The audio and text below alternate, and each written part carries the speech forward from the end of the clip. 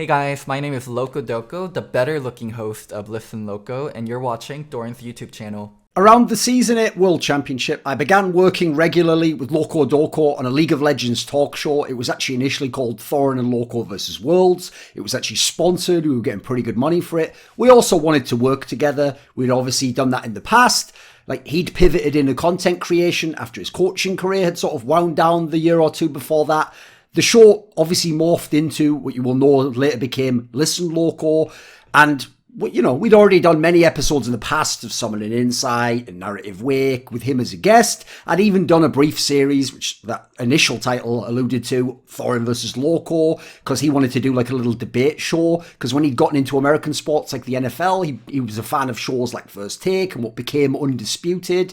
Now, listen, Locodoco was a very famous player for his time. He was a very successful coach relative to his region and time. I also knew him in person. I've met him in real life on a number of occasions and on a more personal basis, even online. We've communicated. We weren't just people who did a show or who vaguely knew each other as just acquaintances, which is actually where, by the way, if people know the beef between me and Monty and Loco and Reggie and TSM, that kind of line in the sand that was drawn in season 4 in 2014, that kind of online animosity, that comes from the fact that we were friends before that. Like, we had a relationship, like, we liked each other, we wanted to work together, and then suddenly we're at odds entirely. He's also, quite frankly, by the way, one of the few big figures in the early days you could bring on a talk show who could actually be entertaining, but also be a draw, and also get involved with banter and give analysis that isn't just like your own lane or just something that your team thinks, like having more of a broader view like a pundit would have. Now, I'll maybe do another video one day, more in depth about his coaching career and all this sort of stuff, and I'm going to get to his playing career later in this video. But first of all, let's focus on that show for a moment, because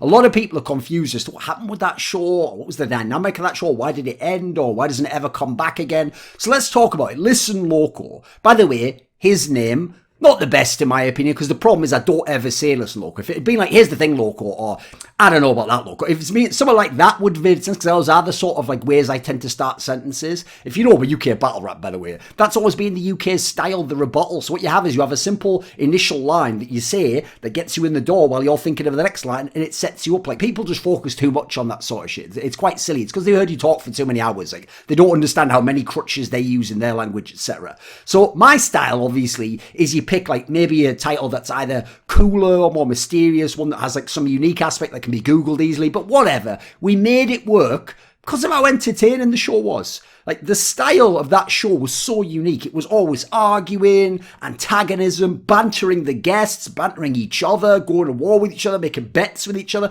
Now listen, some of that was on him. Like, as I said before, he liked those shows. He liked like the notion, the concept, the conceit of those shows. He also understood, crucially, that just like he liked to watch that, fans want to see debate, and they don't want to just see people agree or just not say something when they disagree and wait for another show to give the grit. With that said, though, the problem is the actual in practice feeling and like emotions that you had to go through to produce that result wasn't maybe all that he imagined. 9 Inch Nails reference, banger. Now, for my part, some of that was calculated. I'll tell you outright. I think about these things going into my shows. How am I going to use these people? How am I going to set them up? How do I model the guest? How do I model what my role will be here? Where would I overstep the mark? Where should I go? How do I keep people interested when it's a boring episode? Or if the guest's not doing anything, like, do I let them go on that one? Do I follow? I think these things through. I think tactically. So on Summoning Insight, if people don't get it, I was mainly just the host, and I was there to probe guests. But the idea is Monty was like always the good cop and the guy that they knew that they could just talk to if they didn't like what I was doing. And I was there for comedic relief, right? I was there to sometimes be the butt of the joke or to make the outrageous statement, and everyone else go, that's silly old Thorin, and then they could all move along. So the problem is, when Monty went to Overwatch League, we transitioned our show Summon Insight to a show that became called Oversight. It was in Overwatch, and we did kind of a similar thing there. But the issue was, in League of Legends, it left a hole for me doing shows. And I did more shows with analysts. I even set up a number of other shows with analysts. The issue was, though, these people were brilliant at analysis and some of the best minds in the game and so dedicated and researching all the time, watching everything. But the issue was, They were way more dry than Monty. I won't say too dry. I enjoyed doing those shows, but they were way more dry, and it wasn't as easy a sell to the public, to the people who, in theory, are the people viewing the shows. So I generally had to bear all the burden of the entertainment, sometimes being the draw if we had obscure coaches that you didn't know, analysts that you'd never seen as the guest. I had to do all the banter. Sometimes I borderline had to banter myself while discussing all the stuff and go on these funny rants, etc. Because I understand something that fans who analyse these things on Reddit and Twitter will never understand if you see the upvoted comments, which is people primarily, I would say almost solely, but that's going to be too broad a stroke because there's a small niche that does enjoy the other stuff. People just want to be entertained. No matter what they claim, oh, we want analysis and we want to take a game and break it down and strip it down. What about the draft? Like, let's talk about this. They say all that, but where's the content they reward? I'll tell you the content they reward. The stuff that does that with very entertaining people. I will dominate, LS, etc.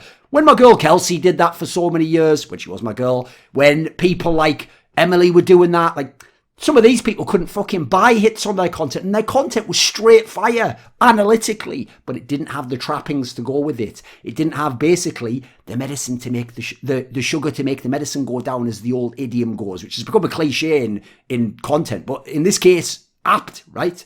So I always understood that angle, and I aimed to be like that, so that then you would get in the door and watch that. I also understood, by the way, from my days interviewing, if you just interview people straight up, yeah, you can get some stuff there, and if you really do your research, they'll give you something, but they'll only sort of meet you halfway on that. If you are actually willing to rib players and challenge them a bit with some bold opinions or some direct competition or spicy takes, or you make a fool of yourself, or you make some outrageous comment, like you put yourself out there, you can get stuff out of those players or inspire them to do a lesser version of that in a way that you'll never do otherwise. And so as a result, I was willing on my shows to be the bad cop, the bad guy. If it gets a good show, an entertaining show, if it lets my analyst, maybe I can run interference for them so they don't get criticised. Obviously, that didn't apply to Listen Loco, as you'll find out later. Or the guest. Now, the guests can be a little bit spicy because I've been outrageously spicy. Like, they can say, yo, I guess I do criticise Reckless's laning phase in Season 4 somewhat, because I've said he's shit compared to Forgiven and he was never as good. Like, the point is, I've created a space in which it's safe to do that. Whereas if they just say that alone on another person's show, you can take your guesses as to who those people could be. That'd be outrageous. That'd be the headline on Reddit. That would be out. It would be like when Jensen came on Crackdown, people would be going mad at the guy, like fucking wrecking him, even if it's me that's making the outrageous comments.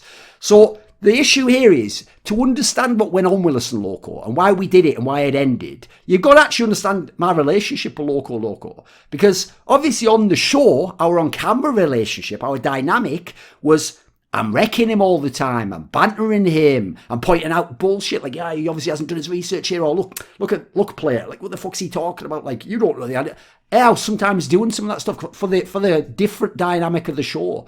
I basically realised on that show, once I saw the initial episodes, he not only could be, but he actually could have thrived, and did briefly, as the disliked one that I used to be. So in that setting, I got to be sort of the Monty in a weird way. Now, not for the analysis angle, but the idea that like people sort of favoured me more, but they would watch it for both of us. I even told him, this approach essentially lets me sanitize you against the haters, because the people on Reddit and Twitter, all the rest of it, would just say you shit, you know nothing, I'll never click your content, I'll downvote it all. They were upvoting that content, they were watching that content. Yeah, they'd post stupid content, like, lol, he's wrecking Loco. But the point is, they had to listen to his points. They actually had to get into the show at that point in time. So the people would tune in to watch me sometimes battle him or push back against his opinions that they thought were stupid or silly or whatever. Just like people watch Shannon Sharp do with Skip Bayless, but they still watch the show whether they claim to hate Skip or not.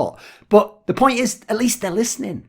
Now they're going to get to hear his opinions, his analysis. He's going to have an impact on the community because those things have value. Like, he is good in those areas. He can bring something to the table and something that some other people can't actually. He's got his own unique lane in that regard.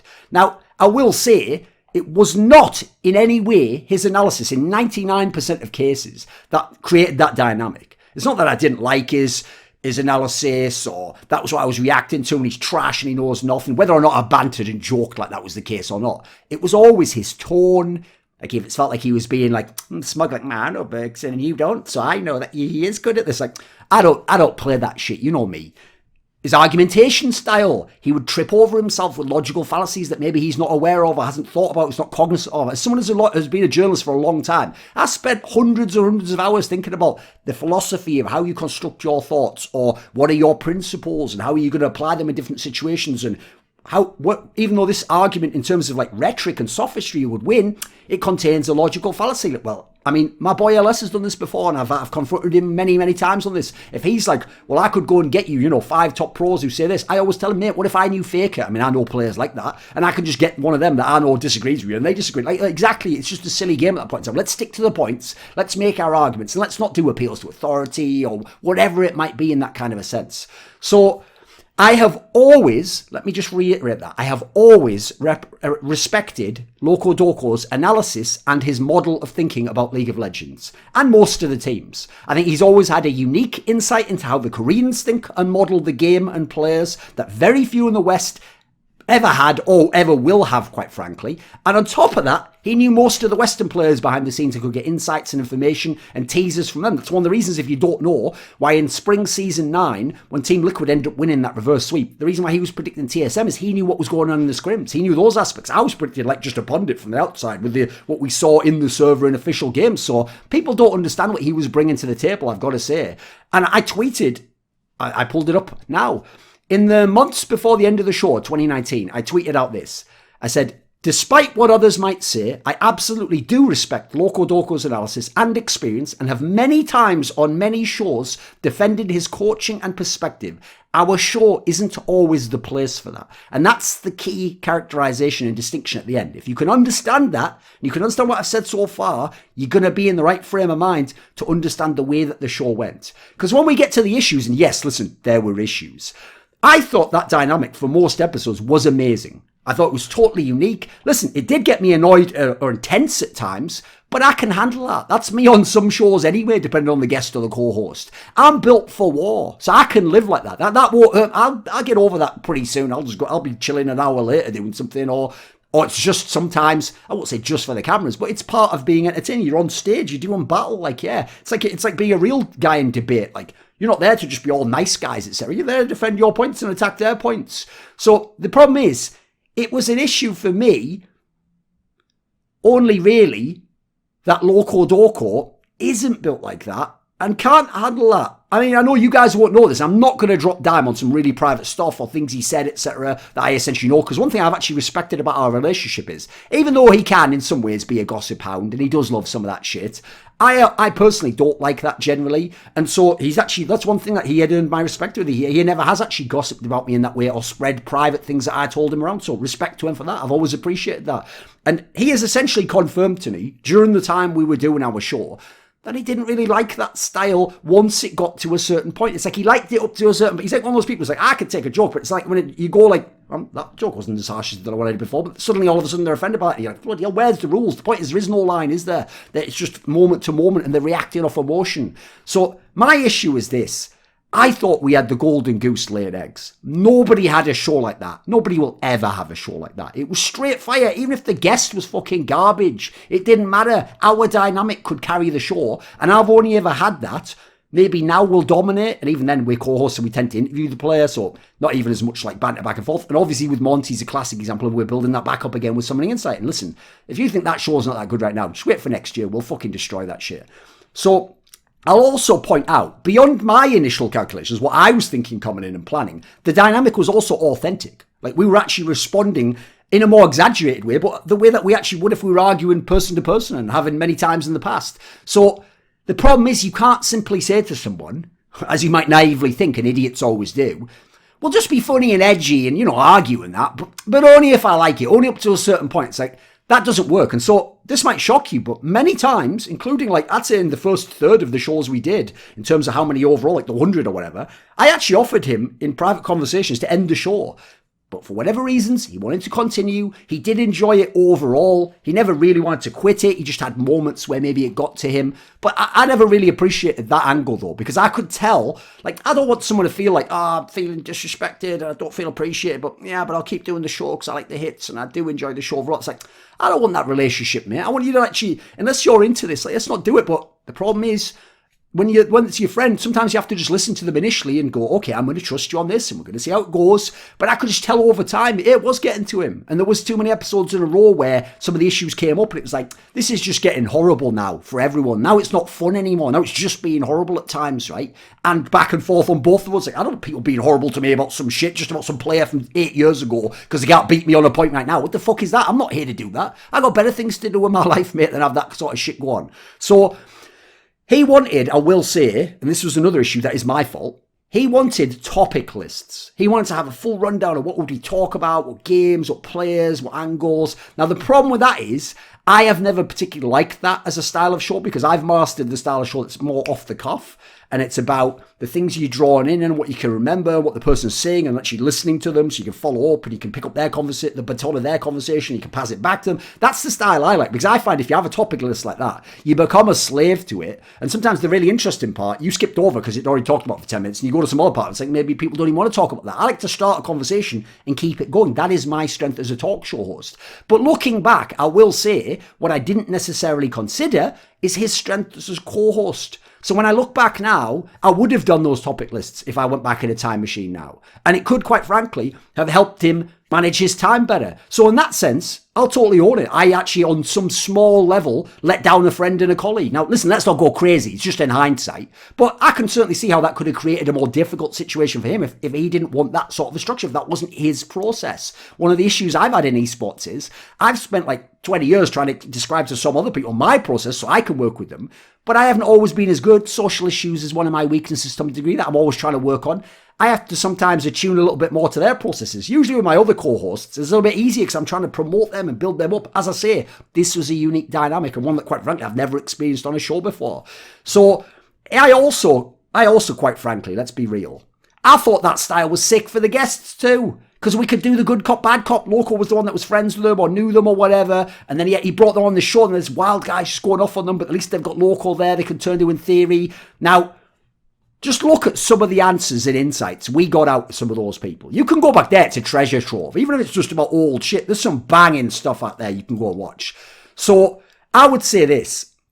The number of times we penetrated through PR speak or narratives that the public thinks or basic, oh yeah, I do think he's a top player. Well, in what way? Like, he's not even that good in lane and what you'd want to play with him. So we could get them to an interesting mind space to have discussions that they were into. If they were never into it, I would always back off. If they don't want to talk about it, okay, that's fine. I've always told people that. What you guys don't know is what do we tell people before they come on a show? What do we warn them about? What do we set them up in terms of how the show will work? You don't know that. So you're assuming. But I understand people will assume, make an ass out of you and me, whatever, fucking cheese.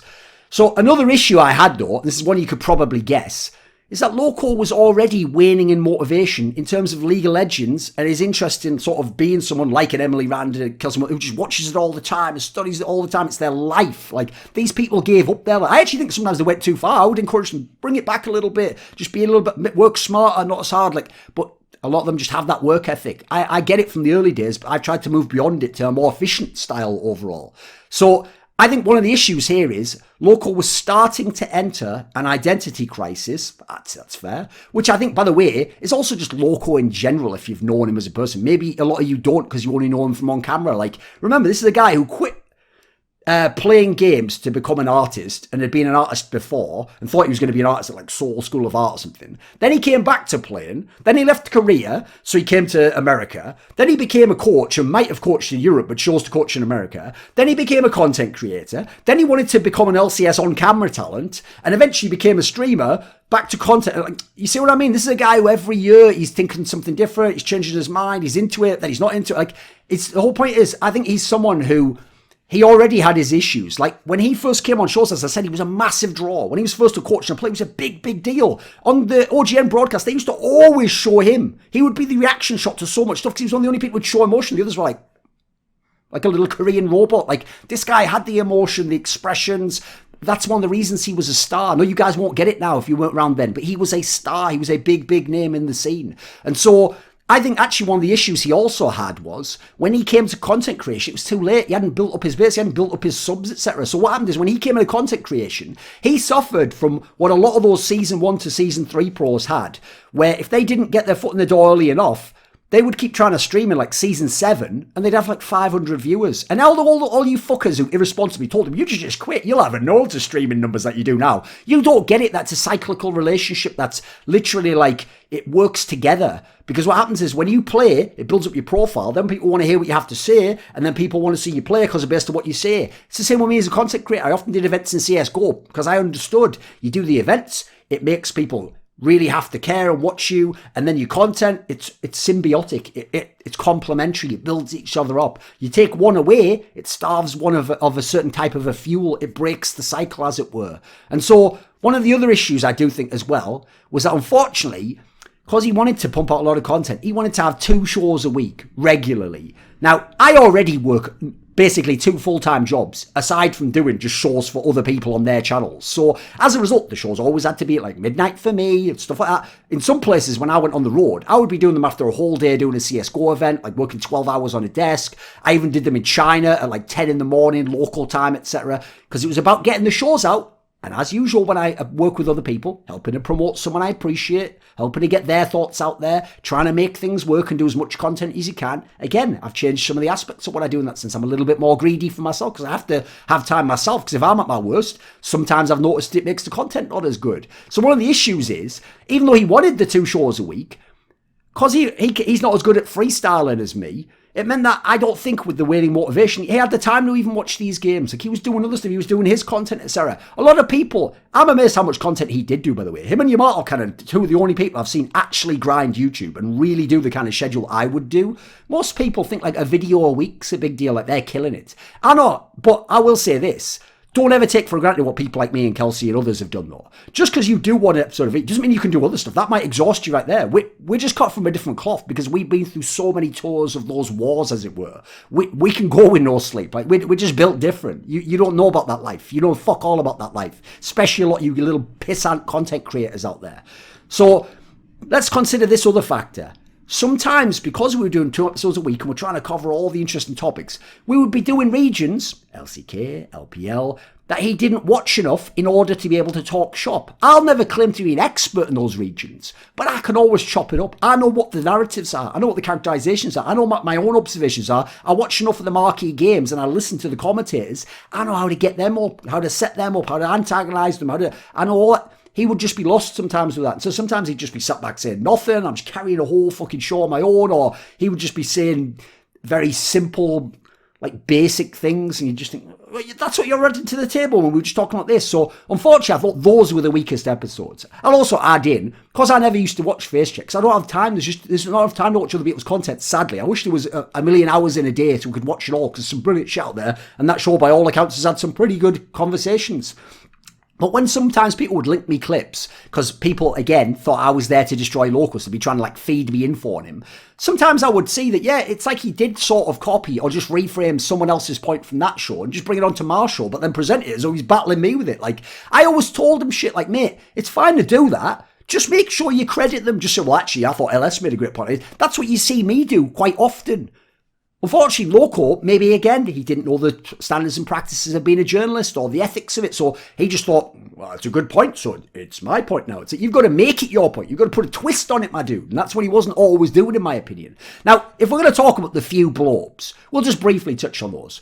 The first one, if people don't get it, was the one I'm talking about before, where I'd done an entire CSGO event in China, where already my sleep schedule was fucked. And it was at 10 a.m. local time, when I'd just stayed up from the day before. Then there was the show that we pretended to have a blow-up before Worlds to build hype for the show. I hope people understand that was fake at this point in time. Like, what are the odds we got together again just to go and do a studio show in fucking LA? And then thirdly, the real one, the biggest one, was the last ever episode, right? The one with Guy Otto, where I think that was the lowest moment of the show ever, as far as I'm concerned.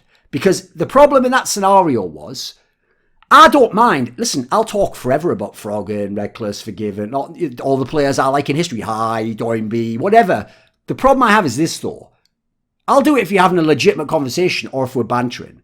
Don't ever, disingenuously or in bad faith, make arguments claiming those players are shit or things about them that you don't know are just nonsense. Just because you think, oh, that's who you like, so I'm going to just try and hurt you because you made points before that I couldn't answer. That's whack.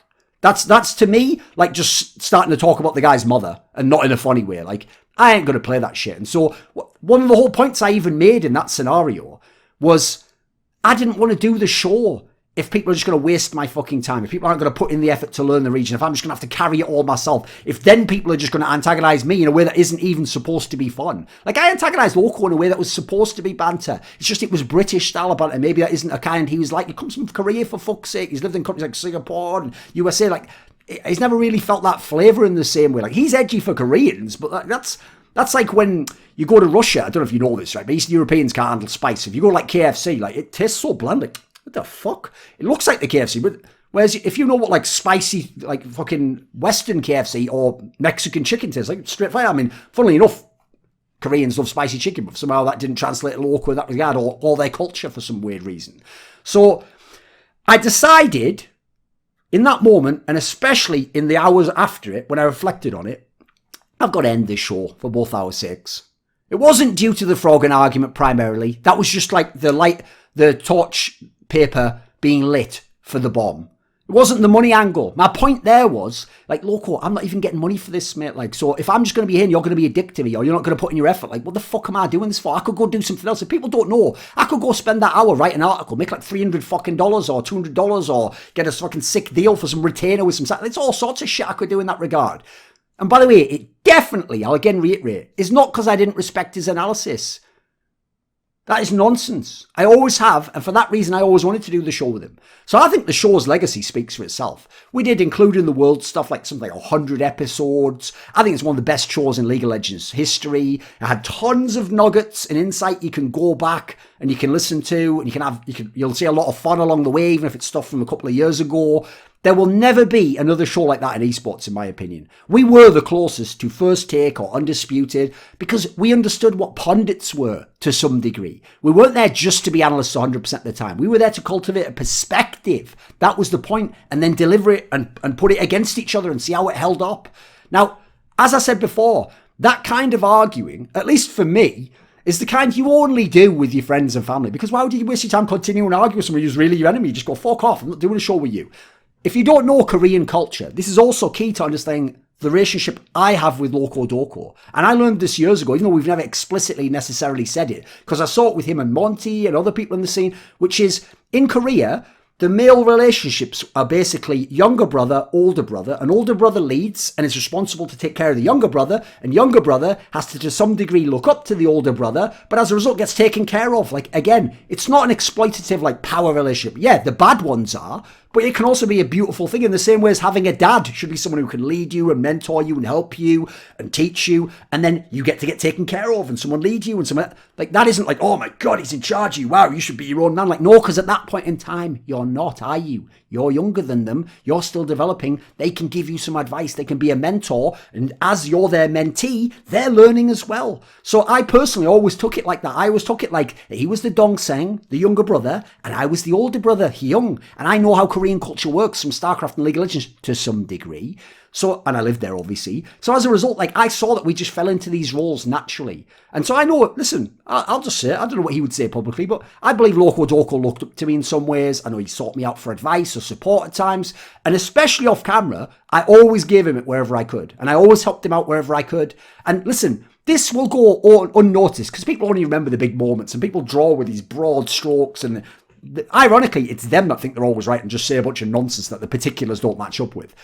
If you ever go back and you watch any episode where a coach or a player tried to fuck with Loco and imply that, like, you know, his coaching was shit, or him winning titles with TSM didn't count, or winning titles in LCS didn't count, I always flip the switch from entertaining and put them right in their place right at that moment and let them know that, like, you're not going to disrespect, like, who he actually is as a player, a coach, and a thinker. Like, you are going to understand, if you're on this show, what he did, and that you ain't just going to play that because you made an LEC final, like, that he's shit because he won the LCS final. Fuck you. No, I ain't playing that. So that's what people never understood. It never was just for the cameras, and it never was just what our on-camera relationship was. There was always something beneath it. So let me talk to you for a moment about Locodoco, because I feel like this is a guy who's so undervalued and underappreciated as a thinker, as an analyst, and for what he did in the game, quite frankly. His skill set is unique. The places and experiences he's had are unique to anyone in the West. He is so disrespected across the board by fans, by others in the community, in the industry, by fucking Riot Games. Listen, again, other people can poke fun at him. That tends to be their dynamic with him.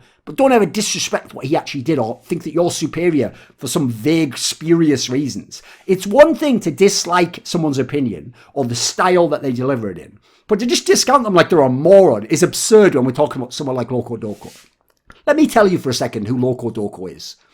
This man was a champion as a player. He won one of the early OGN tournaments in Korea on LAN, beating out teams where he played AD carry, and their AD carries were Score, the immortal Score, one of the legendary AD carries later in history. Double Lift, at the time, one of the best breakout talents, one of the best players in the world. Wei Zhao, I considered for a long time the greatest AD carry to ever play the game. Locodoco's team was beating them, and what era was this? It was Season 2, the age of AD carry power, when they could be OP as fuck. I don't want people doing that shit, so fuck you if you're going to do that thing where you pretend like, who cares about early Season 2? That counts for nothing. This was when we actually had real map positions and you played the actual like bot lane and mid and jungle. Yeah, it hadn't developed the current meta and all the insights, but it still had a lot of the aspects that you could go watch a game then and it'd look vaguely like now, yes, the champions win, etc. But you would understand like the roles people are playing and how they're doing the fights, etc. And also, if it was so easy, why didn't Score, Double Lift and Wei Zhao just win the fucking tournament? We all know some of those were some of the greatest players to ever play League of Legends, particularly Score and Wei Zhao, right? So, by the logic, I notice this is never applied because people always have rules for thee, but not for me, right? The same people who will say, shut the fuck up about Season 2 and 2012. Who gives a fuck about what Froggen did in Season 2 and Season 3 and Season 4? All right, well, by that logic, we're now in Season 10. This is 2020. So by that logic, never bring up to me anything Bjergsen did up to Season 8, let's say, because you only allow a couple of years to go. I don't want to hear about it. Apparently, according to you, expect I never did anything of any relevance. That all doesn't count. Funny how that never applies, right? When they're talking about Loco and Froggen, they want to just dismiss these guys. I also noticed that was never applied to Diamondprox, by the way. He gets to be a god from what he did in Season 2, even if he was just playing as just in fucking Russia for the last few years and hasn't done anything accomplishments-wise compared to the Yankoses of the world. Then, remember, Loco's transition from being a player to being one of the early coaches. Now, the early coaches, ideally, will be the ones that fail. Like, they're not going to be that good at it at all. No. This man, again, proved he is a champion. He won back-to-back LCS titles with TSM. The only team that had ever gone back-to-back was Cloud9 at that point in time. He took TSM and put them back on top back-to-back. Unthinkable at the time due to the macro dominance of Cloud9. The fact that at the time all their laners could even match up and that they actually could team fight with the absolute best in the league. And all TSM in theory had was mechanics, Bjergsen, and a falling apart roster from Season 2, Season 3 that needed to be revamped. And bringing Loco in was essential to that. And if people don't know, his first split, Summer Split Season 4, was a very competitive split that he joined late. He didn't even join in the first weeks. Then he had international success and became a champion, winning a tournament, the IEM Championship in 2015, which featured the best team in the world de facto at the time, GE Tigers, who were on top of the LCK, which had just started, which obviously featured the core with people like Gorilla and Prey and Smeb of what would later become Rox Tigers, one of the best teams to ever play League of Legends. I would put them top 5, top 3 all time perhaps. Then, at that tournament, well, yeah, he won the tournament with that team in there, but he didn't face them directly. Oh, okay. Yeah, but he played in the finals against World Elite, who had Shia and Mystic, who the next year were literally two of the strongest carries from mid and AD carry power positions in LPL, in all of LPL, and won LPL a couple of years later, or maybe even the next year. I think it was a couple of years later. And then something like 2 years later, also made top 4 at Worlds. Then add in, who was the jungler on that team? Oh, Spirit. Just a guy who the year prior had been one of the best junglers in the whole world. Almost won 2 OGN titles, would be now LCK, in a row. Made semis at Worlds. Was one of the best junglers in all of LPL at the time. Like, let's not pretend like he was beating nobodies and these accomplishments count for nothing. Then he went to the Team Liquid squad at a lower level in LCS, a team that at the time, bringing in those rookies, was supposed to be a development team. That was going to be a team that just making the playoffs would be good enough. Oh no, he went and took them, and with a whole bunch of rookies, he had them 1 game from making the finals against the team that won LCS that year. But he never gets that Reapered Cloud9 respect of like, you got the rookies and you moulded them and you worked with them and look at the results you got them. I notice he never gets his fair due in that regard. Who else has gotten those kind of results with Dardoch and Matt in those players' careers? Exactly. So you look at this guy's strengths. First of all, he can be very entertaining. He's a funny guy. He's a silly guy. I even think some of it's not intentional, but that even works for him. I noticed whenever he was with me and Monty, that dynamic would almost, it reminded me of like the Ricky Gervais and Steve, when they would do the Carl Pilkington shit on the Ricky Gervais podcast or the old XFM podcast. Like, yeah, sometimes Carl Pilkington's the butt of the joke, but part of it's because he's setting him up to say those hilarious, silly things, and as long as he can roll with it, it's fucking amazing. Like, it's fascinating to see. What a weird fucking angle to have on something. I also think, as I said before, he always had a different model because he was a player, then a coach, then an analyst. Think how few people have actually done that and definitely not had the success that he's had and in all these different regions. Now, the only knock on him, quite frankly, at the time of when he was a coach, was this notion that, he just goes and talks to his Korean friends in the Korean scene about their meta, their picks and how their scrims are going. How the fuck is that a knock? That's amazing reconnaissance information that he was able to apply and even bring in a bloody Korean and actually win championships using it. Listen, there's plenty of people who could go watch all the scrims and all the shit and get all the info from an LPL team and not apply it with their team or do anything. I see it all the fucking time, weekly basis, when I have some of these guys on my show and they're talking absolute nonsense and I'm telling them shit like, why are you telling me TSM's going to do the best at Worlds because they have a good style in LCS? Like, it ain't going to happen. Look at the group. Oh, that aged like fine fucking wine. Glug, glug, glug, glug, glug, glug, glug. Give me a break. Then let's add in, he was essential to them bringing in Lost Boy to that team. Remember, they'd kicked out Xpecial at the time, arguably the best Western support player, definitely in NA, and they brought in that Glebe guy who just lost his shit and was actually tanking the fucking team. Loco brings in the miracle of Lost Boy, an actual OGN champion. Again, one of the great support players in history at that time is still in good form, by the way. He'd chosen to step down from Blizz. He wasn't kicked out in that particular sense. He brings that guy and it turns it all around. If Lost Boy doesn't come, in my opinion, they don't win summer. They don't go to Worlds. LMQ would have beaten them. Dignitas could have beaten them. Cloud9 beat them. Like, there were so many teams that were dangerous. That was an incredibly competitive split that is so undervalued because people just look at the results at the end and say stuff like, Dignitas and CLG were garbage. You know what you're talking about, my homie. Then, consider this. Who knows where the fuck the team ends up if they don't go to Worlds in Season 4? Maybe Bjergsen doesn't even stay. Maybe they have to retool completely. Maybe they blow the team. Think about what they did the next year as well. Also, I'll just point out very quickly, Riot did Loco dirty. Like, they used him briefly on their broadcast, but they were always fucking with him behind the scenes and doing ridiculous shit like suspending him or banning him. I know he hasn't spoken about that stuff generally, so I'll leave that to him generally. But he's sort of alluded to some of this stuff. They are so stupid at Riot. Consistently. They'll never get what fans want. That's why there'll always be a necessity for people like me, LS, Storm, etc. We could, particularly Loco at that point, because he wanted to do it, he could have helped revitalise their broadcast. What was already a semi-still broadcast when we're talking about Season 8, Season 9. He could have brought out and had great dynamics with Croms and Raz and Marksy. Guys who can be really good on shows, but on that broadcast were more pigeonholed. Because let's face it, he's just a fun guy to be around. He brings out that sort of fun energy, that environment. If people don't know, I've alluded to it publicly on Twitter, but I'll say it explicitly here. I, this year, offered to Loco to do another show with him where he would be one of my permanent co-hosts on Thorin's rotations to test the waters out, see if we could get a different dynamic, see if we could still make it fun without making it horrible. And my notion was, if it went well, we would eventually launch another full show together and I would again help promote him and try and make him a big figure in the League of Legends community. Now, listen, I get it. He didn't want to do it because he's burned out on content and he moved on for now. Now, I will say, I saw on Twitter that he actually has a video coming out today, which is League of Legends content. So check out his channel. Like, I'll link it here if it's out already. You can go watch it. He's still doing a little bit of content, but he just doesn't want to do talk shows right now. Now, in case people don't know, in terms of where I'm at, I'm not posting to Reddit anymore. I'm about YouTube. I'm doing things. I don't care what the opinions of the plebs are in that regard. So if you want more of this content, I'd advise you subscribe to the channel. If you're really eager, I'd say click the notification bell. I also have a clips channel now that we're going to be putting loads and loads of clips out, including going through the archives, getting some of the best little bite-sized Thorin that you can go and see. This video was kindly supported by Dean Tanglis, Pronogo, Alexander Rao, Andreas Kroknes, ErikHillestad, Hades, JDubs, the Puyallup Tribe, Tobias Bernasconi, VatriSam, Xinged, James Pederson, and as always, a special thanks goes out to my boy Jerky's Minion.